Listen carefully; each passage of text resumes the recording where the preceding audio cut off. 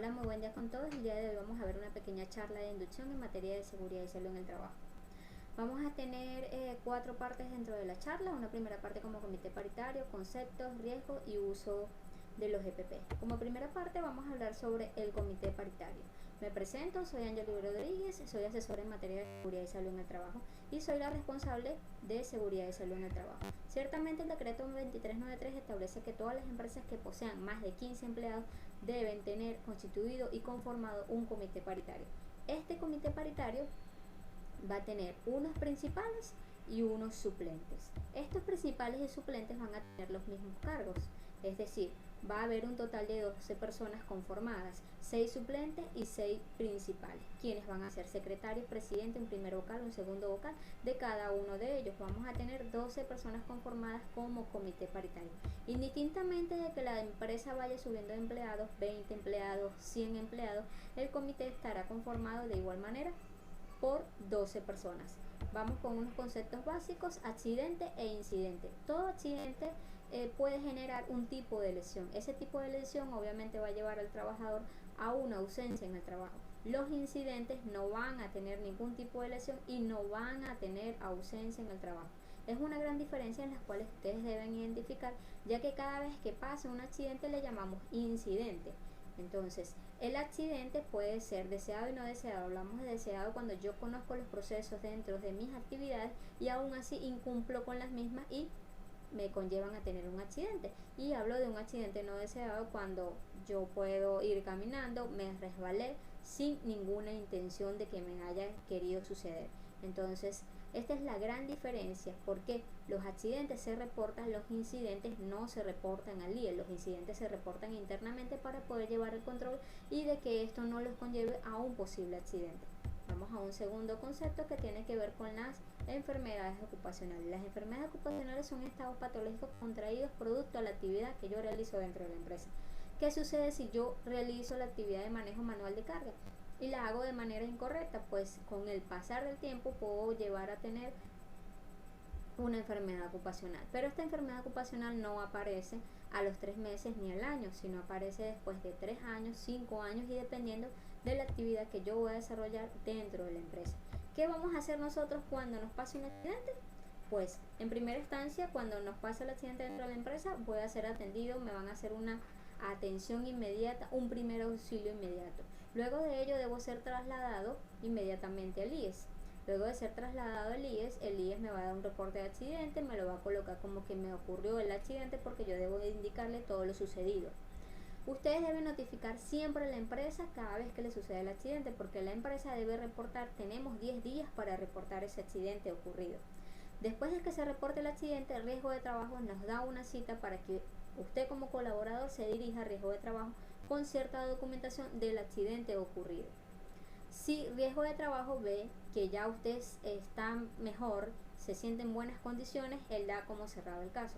Pero si debe recibir una segunda evaluación, riesgo de trabajo va a proceder a darle una segunda cita para poder dar como cerrado el caso. Vamos a la tercera parte que tiene que ver con el riesgo y sus factores. Dentro de cada empresa tenemos los llamados 6 tipos de riesgo. Estos 6 tipos de riesgo son los que vamos a ver a continuación. Tenemos los riesgos físicos. Los riesgos físicos tienen que ver con temperaturas elevadas, contactos eléctricos de manera directa e indirecta, ruido, vibraciones, iluminación. Estos 3 puntos deben tener ciertos lineamientos que se deben cumplir dentro de las empresas. Si la empresa excede esos límites permisibles, entonces yo debo utilizar un equipo de protección personal. Es decir, el ruido me dice que es hasta 84 decibeles. Si dentro de la empresa excede ese número, yo tendré que usar un protector auditivo, al igual que la iluminación, al igual que las vibraciones. Entonces, todos los riesgos que vamos a tener presente en cuanto a los riesgos físicos tienen unos límites en los cuales se deben cumplir dentro del área de trabajo, como las radiaciones no ionizantes. Hay unas radiaciones no ionizantes que son los rayos solares. Los rayos solares no los podemos controlar, básicamente lo controlaría solamente el colaborador utilizando protector solar, pero el resto de los riesgos se pueden controlar dentro de las áreas de trabajo. Cuando hablamos de riesgos mecánicos nos referimos siempre cuando entramos en contacto con otro elemento. Es decir, si yo me golpeo con la mesa que tengo en el área de trabajo, si yo voy caminando y me tropiezo y me caigo, tengo una caída al mismo nivel y puedo tener una caída de diferente nivel cuando realizo trabajos en altura o cuando bajo las escaleras. O ciertamente me monté en un banquito porque me tocó solamente colocarme allí para bajar algún material y me caí. Ahí tengo también una caída a diferente nivel. Ciertamente dentro del área de trabajo puede haber movilización de vehículos, pues yo debo cumplir con ciertas normativas de tránsito dentro del área de trabajo. Cuando hablamos de los riesgos biológicos nos referimos a la exposición de virus, hongos, bacterias, parásitos, roedores, serpientes. Ciertamente hoy día nos exponemos más a lo que son los virus. Entonces hay ciertos EPP que debemos utilizar para esa exposición de ruido para poder controlar ese virus. Porque de alguna manera no se puede eliminar. Entonces por eso es importante que los EPP que sean entregados sean utilizados y se le den el uso adecuado y razonable. Nos referimos a los riesgos ergonómicos. A estos factores tienen relación mucho con lo que yo realizo dentro de mi actividad.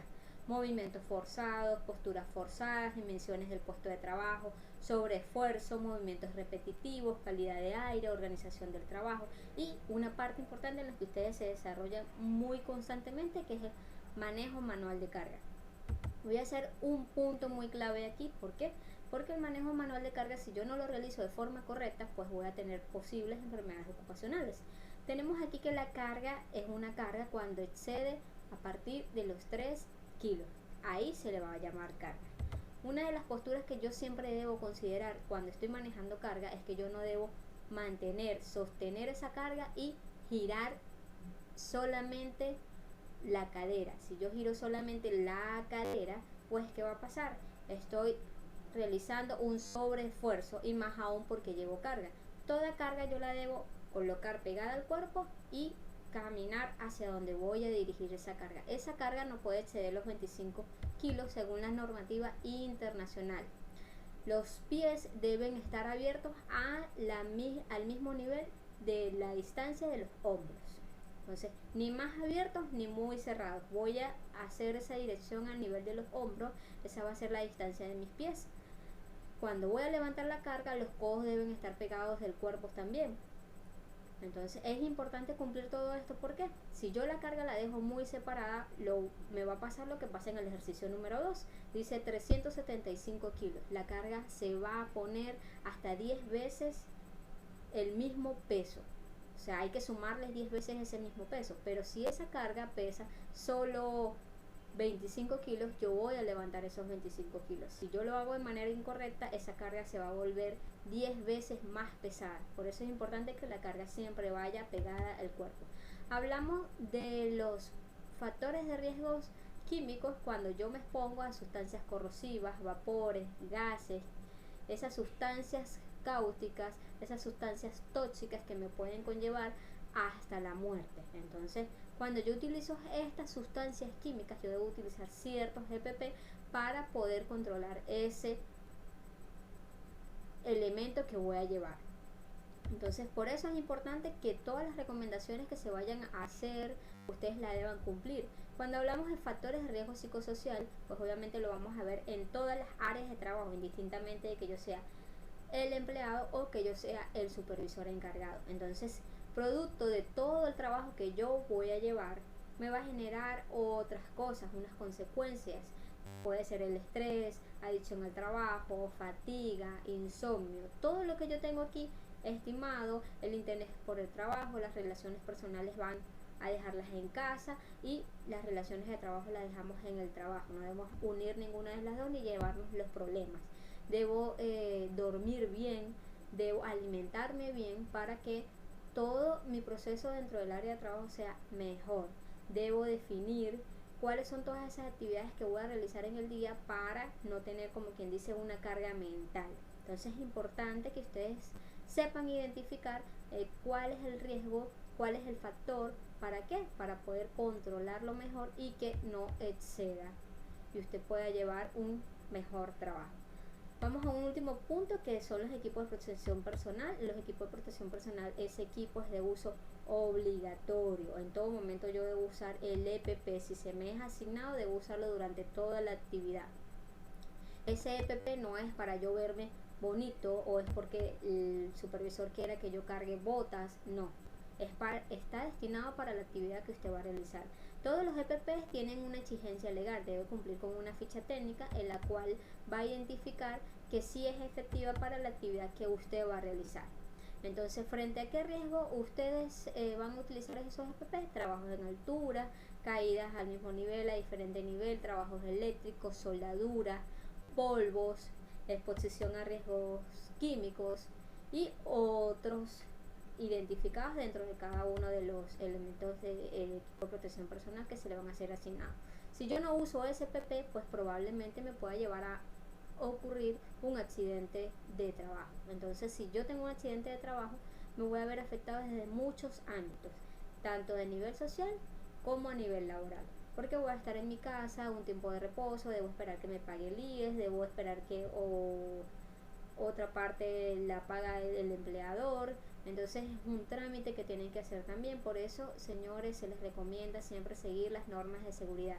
Si en algún momento usted está realizando algo y algún supervisor o algún compañero de trabajo le corrige, le diga, compañero, hágalo de esta manera, siempre que sea la correcta, usted debe seguir las recomendaciones o debe preguntar. Nunca dude en preguntar. Recuerde que algunas veces cuando a ustedes les pasan los accidentes, esos accidentes los pueden llevar a tener posibles discapacidades. Si yo tengo una discapacidad, cuando me vuelva a incorporar a mi área de trabajo, no voy a poder realizar la misma actividad. Entonces, por eso es importante que ustedes cumplan con todas las normas de seguridad y salud en el trabajo. Muchísimas gracias por su atención. Espero que cualquier duda e inquietud me las puedan hacer llegar. Me pueden seguir en mi canal para que sigan viendo materias en seguridad y salud en el trabajo. Muchísimas gracias.